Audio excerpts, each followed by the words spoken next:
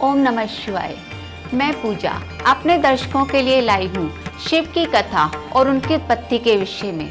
भगवान शिव की महिमा के बारे में हमें जितनी भी जानकारी प्राप्त होती है वह पूर्ण रूप से निश्चित नहीं है, लेकिन शिव की महिमा को जानने के लिए बड़ी ही सहायक सिद्ध होती है। शिव, विष्णु और स्कंद पुराण के अनुसार शिव के जन्म और उनकी विपत्ति के बारे में विभिन्न प्रकार की कथाएं हैं, लेकिन उनका जो एक मत है वो सिर्फ शिव पुराण और वेदों से ही निश्चित होता है। कहते हैं शिव ना तो आदि है ना ही अनादि, उनका ना तो जन्म हुआ है और ना ही मृत्यु, वो इन सबसे बड़े ही परे हैं। शिव पुराण की एक कथा के अनुसार एक बार ब्रह्मा जी और विष्णु जी में आपस में किसी बात पर मतभेद हो गया। मतभेद इतना बढ़ गया कि वो एक दूसरे पर आग उबुला हो गए और एक दूसरे को मारने के लिए आतुर हो गए।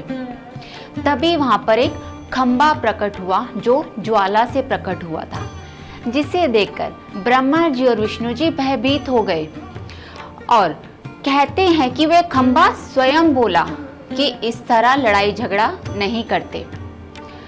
तुम दोनों में से इस खंबे की छोर को जो पहले जान लेगा वो सबसे बुद्धिमानी और बलवान होगा। उसी समय ब्रह्मा जी ने पक्षी का और विष्णु जी ने वराह का रूप धारण किया और वो खंबे की छोर के आगे पीछे ऊपर नीचे घूमने लगे। थक हार कर वो वापस धरातल पर आ गए और खंबे के सामने उन्होंने अपनी हार स्वीकार कर ली। उसके बाद खंबा अपने असली रूप में आ गया जो महादेव शिव का ही है। इस तरह शिव भगवान ने विष्णु जी और ब्रह्मा जी के झगड़े को खत्म किया। शिव भगवान अपने आप में बड़े ही संपूर्ण योद्धा माने जाते हैं।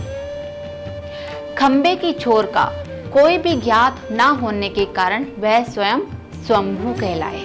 कहते हैं शिव ना तो पैदा हुए और ना ही उनकी कोई उत्पत्ति हुई, इसलिए शिव भगवान सुरगुण और निर्गुण गुण में माने जाते हैं। शिव पुराण के अनुसार शिव भगवान, उनका ना तो कोई आदि है और ना ही कोई अंत है, वो अपने आप में एक पूर्ण देवता माने जाते हैं। एक नानक पुस्तक जपजी साहिब की पौड़ी के अनुसार एक माई जुगत वियाई, तीन चले परवान, एक संसारी, एक भंडारी, एक लावे दीवान।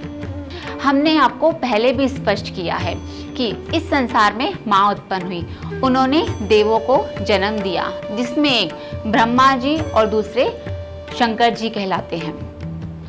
ब्रह्मा जी का सारा कार्य सृष्टि को मिला।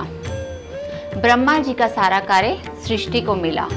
विष्णु जी को मनुष्य का भरण पोषण और लावे दीवान का मतलब है सृष्टि को परले तक ले जाना, उसको संभाल कर रखना। यह सारा कार्यभार शिवजी जी को मिला। तब से ये सृष्टि उसी तरह चल रही है। ये थी आज के अध्याय की कथा, जिसमें हमने आपको बताया कि शिव के विषय और उनकी उत्पत्ति के बारे में। आज का अध्याय हम शिव गायत्री मंत्र के साथ समाप्त करते हैं। ओम तत्पुरुषाय विद्महे महादेवाय धीमहि तन्नो रुद्र प्रचोदयात्। ओम नमः शिवाय।